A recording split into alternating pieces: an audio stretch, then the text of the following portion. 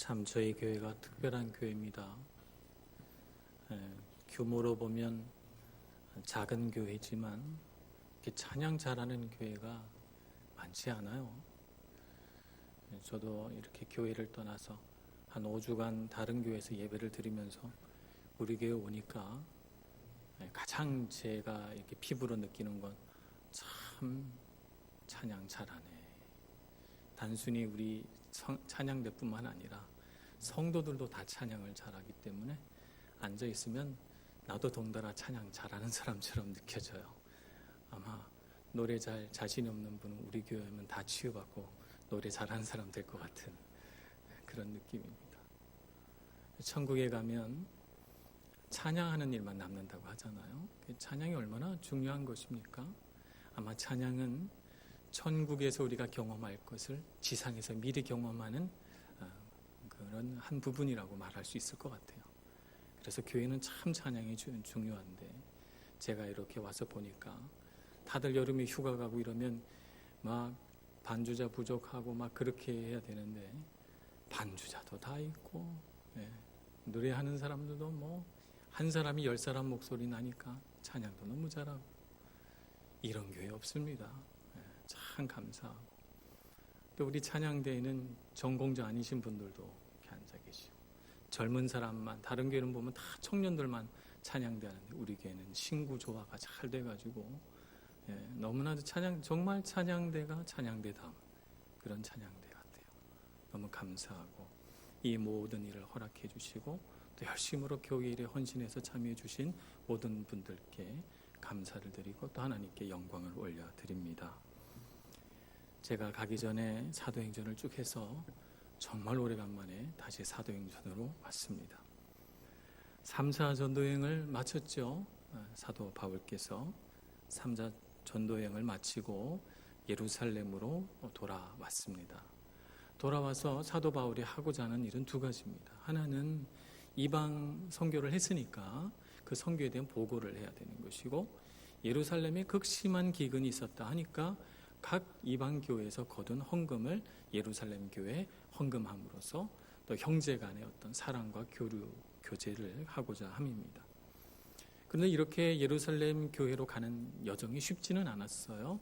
왜냐하면 사도 바울에게 성령께서 결박과 환난이 기다린다 말씀하시고 그가 도착하는 각 곳마다 선지자들이 나타나서 그가 결박되고 감옥에 갇힐 거라고 이야기를 했기 때문에 많은 사람들이 사도 바울을 말리고 사도 바울의 마음도 힘들었어요. 그러나 에베소 장로들을 모아놓고 눈물을 흘리며 이별하면서 주께서 나를 이끄신다. 주님과 나와 함께 하시면 내가 무엇을 두려워하랴 하는 마음으로 예루살렘을 향하여 바울은 출발하게 됩니다. 그렇게 해서 예루살렘에 도착했죠. 예루살렘에 와서 선교 보고를 하니까 당시 예루살렘 교회의 지도자였던 예수님의 동생 야고보, 예수님의 제자 야고보는 첫 번째 순교자였죠. 예수님의 동생 야고보가 너무너무 기뻐하고 온 교회가 하나님께 영광을 돌리고 이 사도 바울 일행을 기쁨으로 맞아들입니다. 그런데 문제는 아시아에서 온 사람들 때문에 사도 바울에 대한 이런 비방과 잘못된 소문이 돌고 있으니 이것을 해소하기 위해서 정결 예식을 거치자. 그래서 정결 예식을 하게 되죠. 사도 바울이 자기 돈을 다 들여서 나머지 사람들과 함께 정결 예식을 드립니다. 이렇게 한 마지막 날 오늘 사건이 벌어지는 것입니다. 정결 예식을 다 하고 성전에 가서 그 모든 일들에 대한 보고를 마치고 나오는 길에 그를 발견한 아마도 에베소에서 온 유대인들이겠죠. 여기에서는 그냥 아시아에서 온 유대인이다 이렇게 표현했는데 에베소에서 온 유대인들이 사도 바울을 붙잡고는 그를 이렇게 말합니다. 이 사람은 각처에서 우리 백성과 율법과 이곳을 비방하여 모든 사람을 가르치는 그 자인데 헬라인을 데리고 성전에 들어가 이 거룩한 곳을 더럽혔다. 이렇게 외칩니다. 아마도 에베소 사람 드로비모를 일행 가운데 데리고 온 사도 바울이 그를 데리고 예루살렘 성 가운데 어떤 곳을 시내를 다니다가 그들에게 아마 눈에 띄었나 봅니다. 이것을 가지고 이렇게 사도 바울을 몰아가는 것이죠.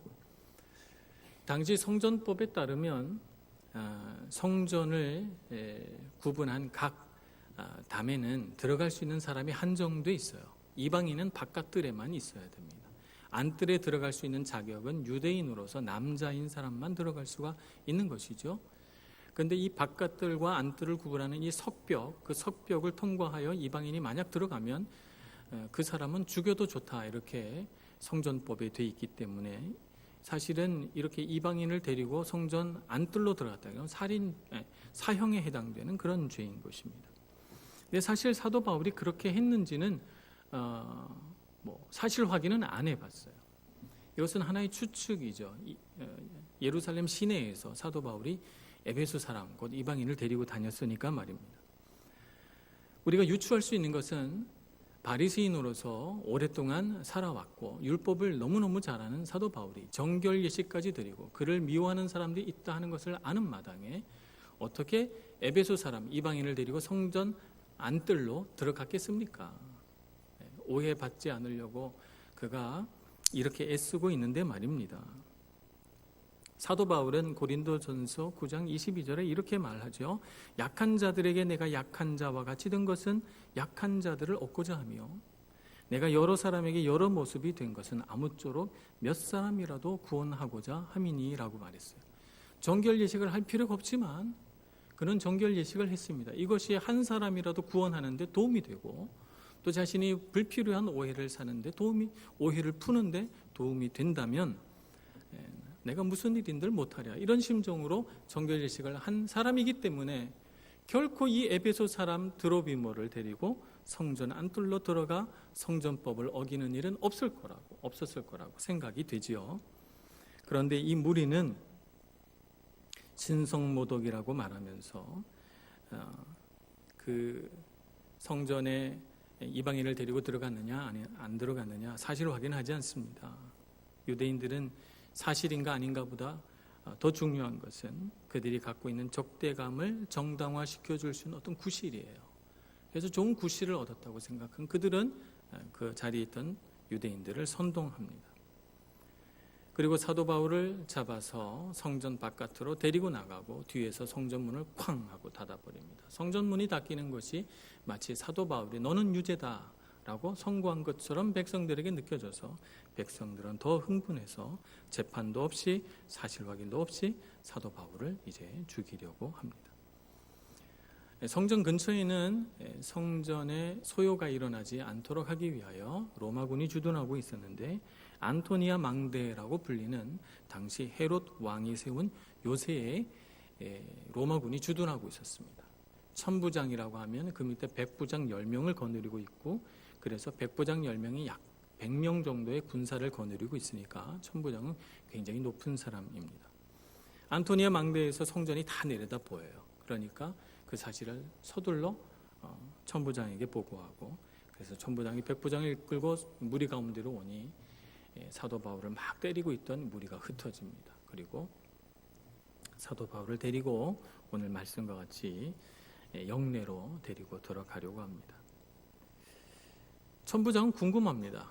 도대체 이 맡고 있는 사람이 누구며 그가 무슨 일을 했길래 백성들에게 이렇게 맡고 있는 것인가? 백성들에게 질문했지만 어떤 사람은 이렇게, 어떤 사람은 저렇게 도무지 일치되는 말이 없어서 무슨 일로 이 사람이 이런 봉변을 당하고 있는지 알 길이 없습니다.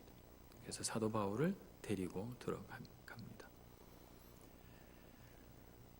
그가 층계에 서서 이제 자신에 대한 변론을 시작하는데요. 그것은 아마 이제 다음 주에 저희들이 같이 묵상하게 되겠죠. 오늘 이 과정을 살펴보면서 우리가 한 가지를 알아야 되겠습니다. 그것은 목적이 옳다면 방법도 옳아야 한다는 것을 우리가 알아야 되겠습니다. 유대인들은 하나님을 경외하기 때문에 그들이 한 행동이라고 말합니다. 하나님을 경외하기 때문에 성전법에 따라서 이와 같은 사람을 우리가 징벌해야 된다. 맞는 말입니다. 그러나 그러한 목적이 옳다면 그 목적을 수행하는 방법도 옳아야 그 모든 것이 다 옳게 되는 것입니다. 올바른 목적을 위해서 잘못된 방법을 사용한다면 그 모든 것이 옳은 것이 될 수는 없는 것입니다. 며칠 전에 바르셀로나에서 차량 돌진 테러가 일어났습니다.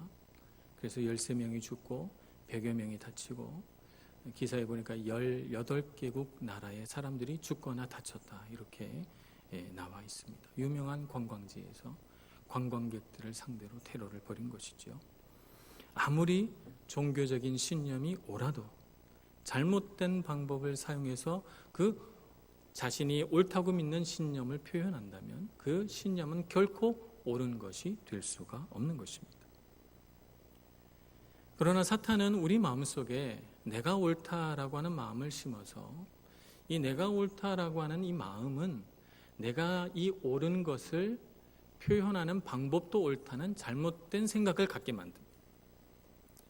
그래서 내가 생각하는 방식으로 내가 옳다는 것을 표현해도 나는 옳을 거야 라고 생각하는 이런 오류에 빠지게 돼서 많은 사람들이 내가 옳다는 생각 속에서 잘못된 행동을 하게 됩니다. 한국을 떠들썩하게 했던 어느 장군의 아내 뉴스를 듣고 참 부끄러웠어요. 왜냐하면 이 장군의 아내는 자신들을 섬겨주는 공관병들을 강제로 주일날 교회를 데리고 갔다는 거예요. 아무리 영혼 구원의 옳은 목적을 위하여 그렇게 했다 하더라도 한 개인의 자유를 존중하지 않는 방식으로 그에게 구원을 강요했다면 이것은 옳은 것이 될 수가 없어요. 그래서 그 뉴스를 읽은 많은 믿지 않는 사람들이 신앙생활 잘하고 정말 선하게 살려고 애쓰는 모든 그리스도인들을 다 싸잡아서 비난하고, 얼마나 제가 한국에 있는 동안 그 뉴스를 들었는데 마음이 너무 속상해서 정말 우리 믿는 사람들이 이러지는 말아야 되겠다 하는 생각을 하게 됐습니다.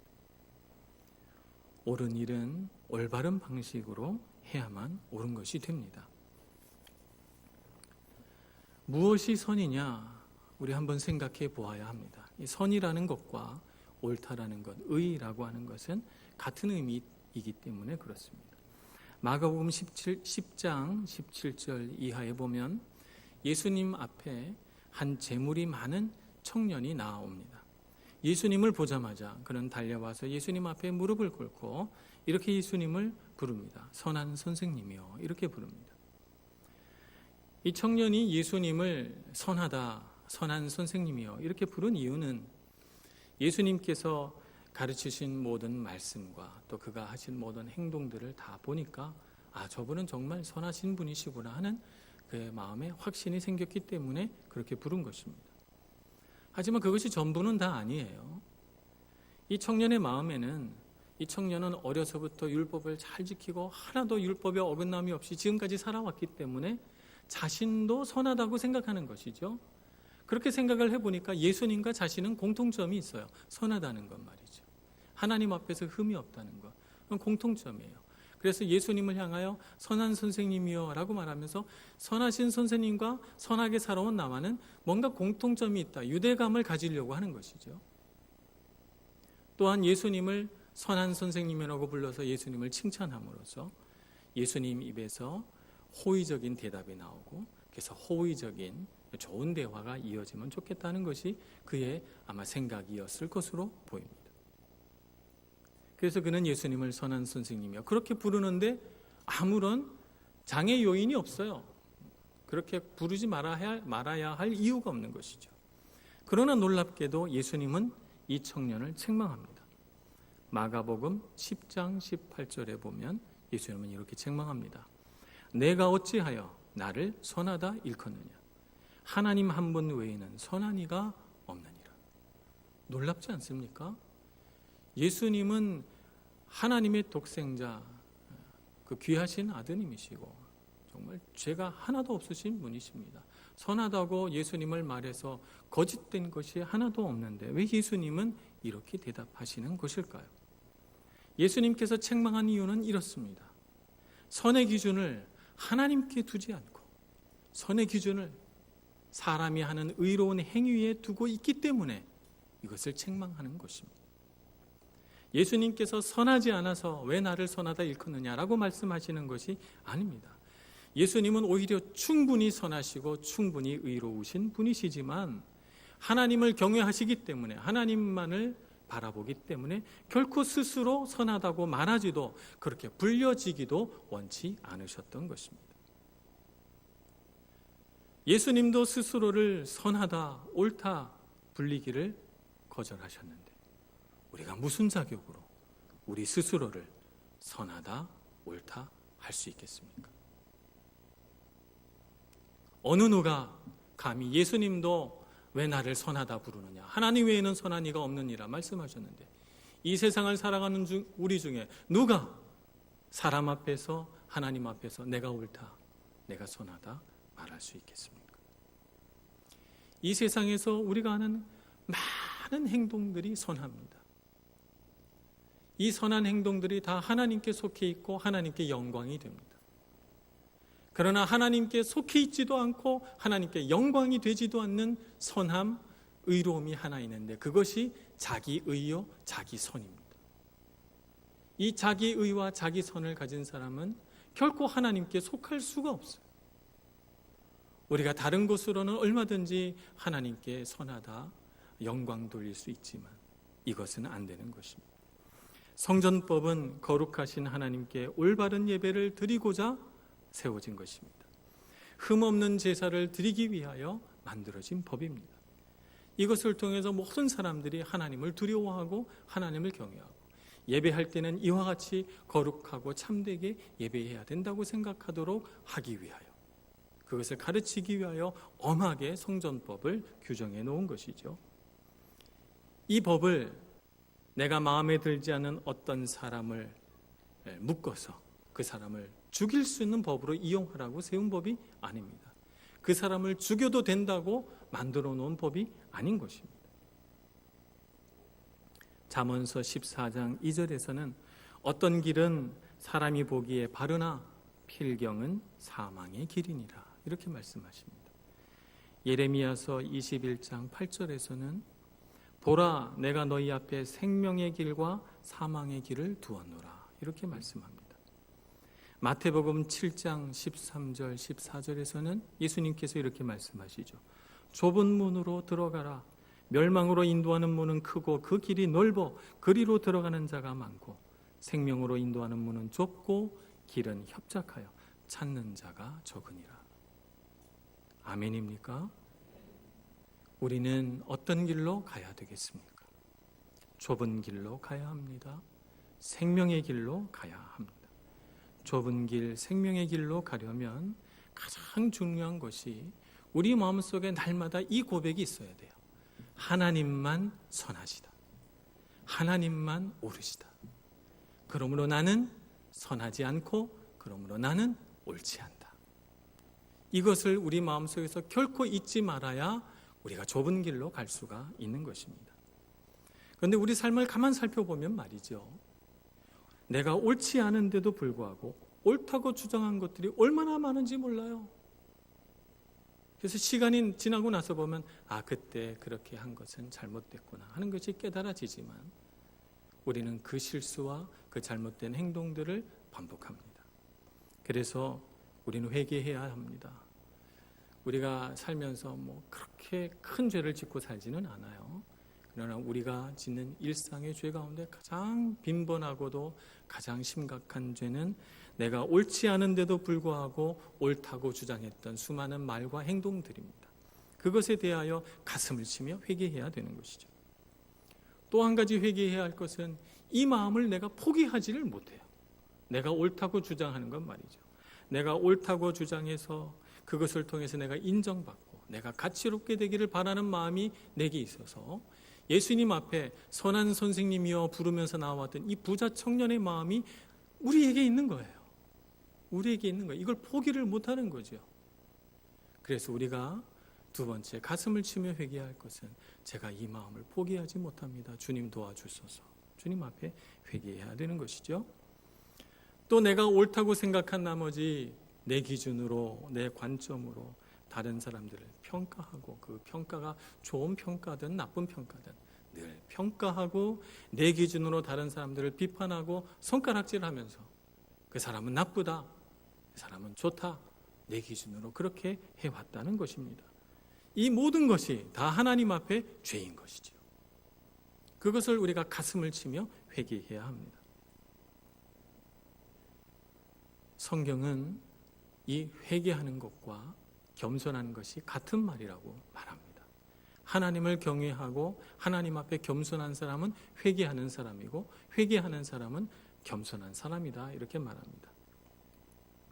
이사야서 57장 15절에 보면 이런 말씀이 등장합니다. 지극히 존귀하며 영원히 거하시며 거룩하다 이름하는 이가 이와 같이 말씀하시되 내가 높고 거룩한 곳에 있으며 또한 통회하고 겸손한 자와 함께 있나니 이는 겸손한 자의 영을 소생시키며 통회하는 자의 마음을 소생시키려 함이라, 이렇게 말씀합니다. 여기서 분명히 말하는 것은 하나님께서 누구와 함께 있다는 것입니까? 통회하고 겸손한 자와 함께 있다는 거예요. 우리가 하나님의 함께 하심을 누리기를 원합니다. 이 세상에 어느 누가 하나님이 함께 하지 않았으면 좋겠다고 생각할 사람이 있겠습니까? 하나님 나와 함께 해주시고 언제나 나의 삶 가운데 임재하여 주시고 나를 도우시고 이렇게 기도합니다. 근데 하나님이 누구와 함께 하십니까? 통회하고 겸손한, 마음이 겸손한 자와 함께 하신다는 것입니다.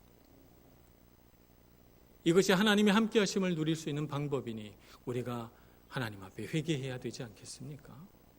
우리 마음에 통회하는 마음을 가지고 내가 옳다고 생각하며 주장하며 해왔던 모든 말과 행동들에 대하여 통회하며 하나님 앞에 겸손히 엎드릴 때 겸손한 자의 영을 소생시키고 통회하는 자의 마음을 소생시켜서 하나님께서 은혜와 복을 주시는 줄로 믿습니다.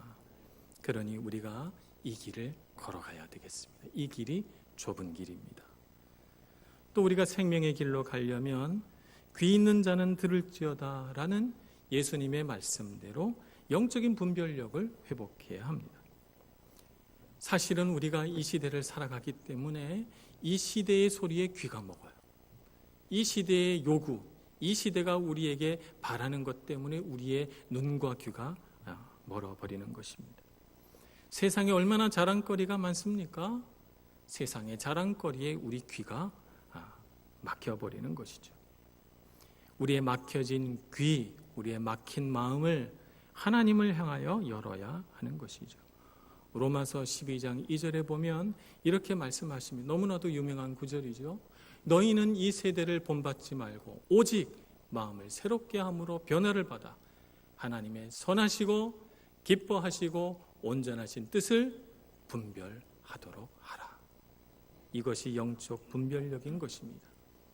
이 시대를 본받지 말고 오직 마음을 새롭게 하여 변화를 받아 하나님의 선하시고 기뻐하시고 온전하신 뜻을 분별하기 위하여 애쓰는 사람이 되어야만 우리는 주님께서 우리를 인도해 가시는 좁은 길, 생명의 길로 갈 수 있는 것입니다.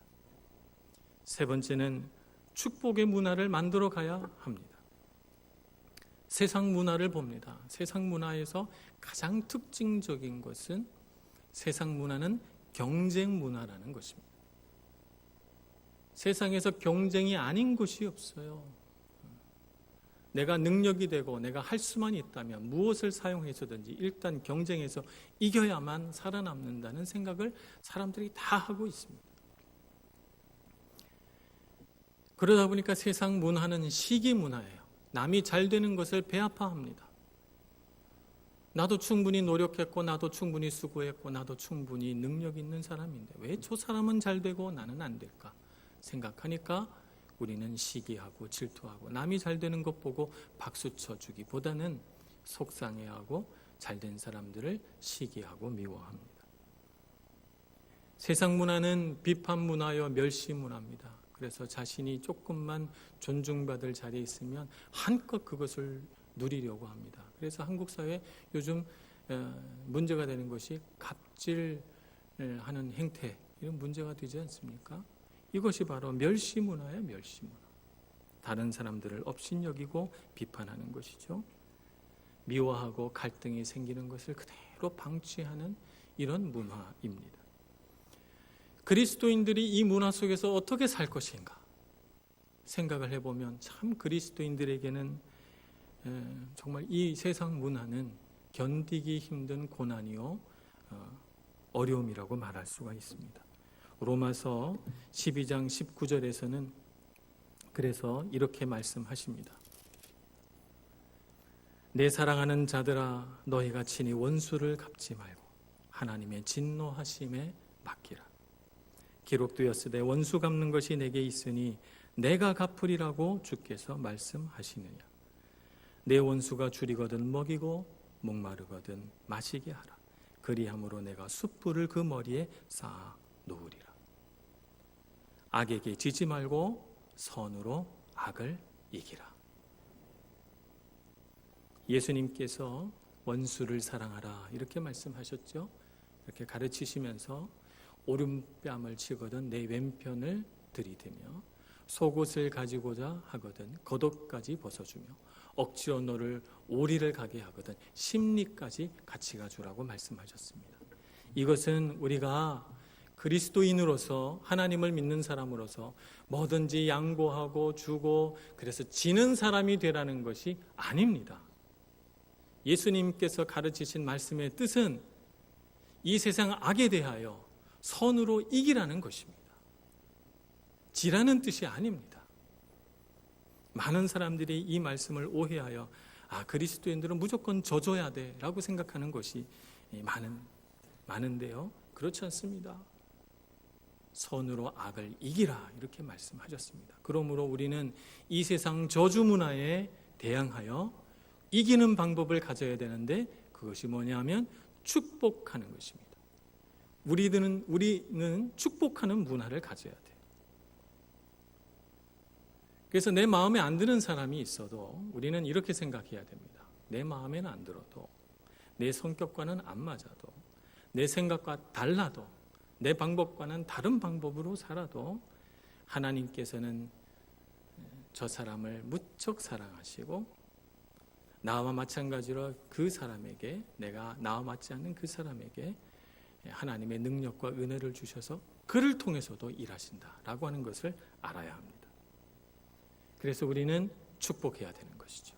나하고 안 맞지만 난 좀 싫어하는 스타일이지만 그러나 인정해주고 칭찬해주고 축복해주는 것이죠. 근데 이런 사람을 우리가 축복하기란 쉽지 않아요.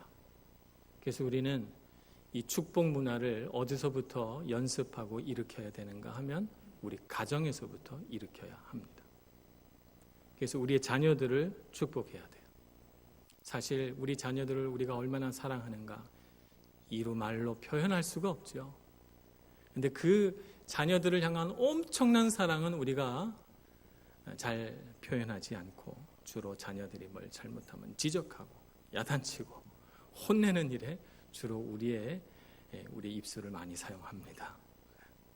그래서 우리 가정에서부터 축복 문화를 이렇게 세워야 돼요. 그래서 우리 자녀들에게 적어도 하루에 한 번 이상 축복해야 됩니다. 너는 잘 될 거야. 넌 하나님이 함께 하시오. 너를 통해서 하나님께서 일하실 것이고 너의 일생을 통해서 하나님이 영광 받으실 거야. 그리고 하나님이 너에게 계획하신 것이 있어. 하나님이 너에게 소원을 품고 계셔. 너는 하나님께서 반드시 이 세상에서 형통한 복을 누리면서 이 세상에서 잘 되게 해주실 거야. 우리 자녀들에게 용기를 주고 축복해야 합니다. 우리 배우자들을 축복해야 합니다. 사랑하는 아내와 사랑하는 남편에게 축복해야 합니다. 제가 다른 때와 달리 이번 일주일이 굉장히 힘들었습니다. 보통은 제가 쭉 같이 아내와 있다가 이제 아내가 한국을 가는 경우가 대부분이었는데 아내랑 쭉 같이 있다가 저 혼자 빈집에 딱 들어가서 일주일을 살려니까 별로 먹고 싶은 것도 없고 잠도 잘 안 오고 시차 때문에 잠도 잘 안 오죠. 집에 있는 게 너무 힘들어가지고 주로 교회에서 밤늦게까지 있다가 집에 들어가서 잠만 딱 자고 나왔어요. 그래서 또 새벽에 나와서 또 계속 교회에 있고 그러면서 제 생각에 이렇게 내 삶 가운데 중요한 사람이 내 아내요, 내 딸인데 내가 그동안 얼마나 감사하다고 말하고 살았고 얼마나 축복하면서 살았나 생각해보니 참 부족했던 것 같아요. 제가 회개했습니다. 제가 오늘 저녁에 오는데 제가 만나자마자 축복하고 감사하다고 말할 예정입니다. 여러분, 우리 가정에서부터 축복 문화를 일으켜 세우십시다. 그래서 우리 자녀들을 축복하고 우리 자녀들 잘 때마다 머리 쓰다듬어 주면서 내가 너를 축복한다. 우리 사랑하는 남편과 아내에게 당신 때문에 너무 감사하고 당신 때문에 내가 위로받고 당신을 축복합니다. 당신이 손대는 것마다 뭐든지 잘 될 거예요. 당신은 마음이 참 선한 사람이니 그것을 통해 하나님이 일하실 것입니다. 축복해 주어야 되겠습니다. 우리 교우들을 축복해야 합니다. 우리 교우들을 축복해야 돼요. 교회는 어떤 곳이 되어야 하는가 하면 가장 안전하게 실수할 수 있는 곳이 되어야 해요. 어떤 것을 실수해도 용납해주고 용서해줄 수 있는 곳. 그래서 실수해도 괜찮아요. 아마 하나님께서 이 실수를 통해서 더 형제를, 더 자매를 배우게 하시고 가르치셔서 아마 멋있는 사람으로 성장시켜 주실 거예요. 라고 축복해 줘야죠. 그래서 우리 교회에서 사람들을 보고든 축복해야 합니다. 그래서 저와 여러분 같이 약속했으면 좋겠어요. 하루에 한 번씩 자녀를 축복하기, 배우자를 축복하기, 교회 교우들을 축복하기. 마음의 생각을 하면서 축복해야 합니다. 뭐라고 축복해야 할지 잘 모르겠어요. 제가 그걸 안 해봐서 저는 정말 익숙하지 않거든요. 축복이요. 이렇게 생각하시는 분들은 민수기 6장 24절에서 26절을 외우시기 바랍니다. 같이 한번 찾아서 읽어보겠습니다.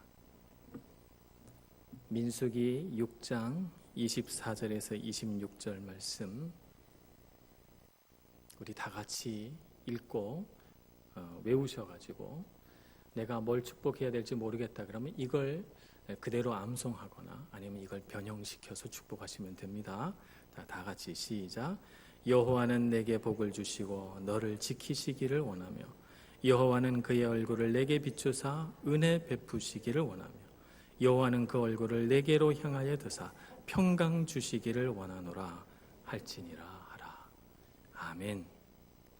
이와 같이 우리 삶 가운데 축복 문화를 일으켜서 이 세상이 우리를 향하여 아무리 거세게 도전하고 우리를 또다시 예수님과 같이 십자가에 달려고 덤벼들어도 우리는 선으로 악을 능히 이기며 하나님께 영광 돌리는 축복의 자녀가 되기를 간절히 소원합니다.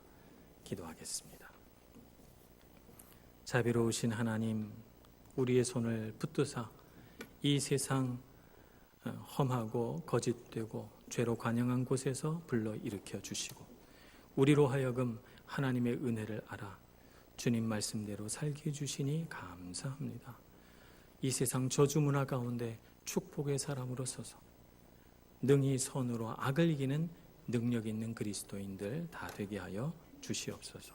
우리와 함께 하셔서 우리에게 그와 같은 힘과 능력을 주실 줄로 믿습니다. 주님 우리와 함께 해주시고 매일매일 이 말씀이 생각나게 하여 주옵소서.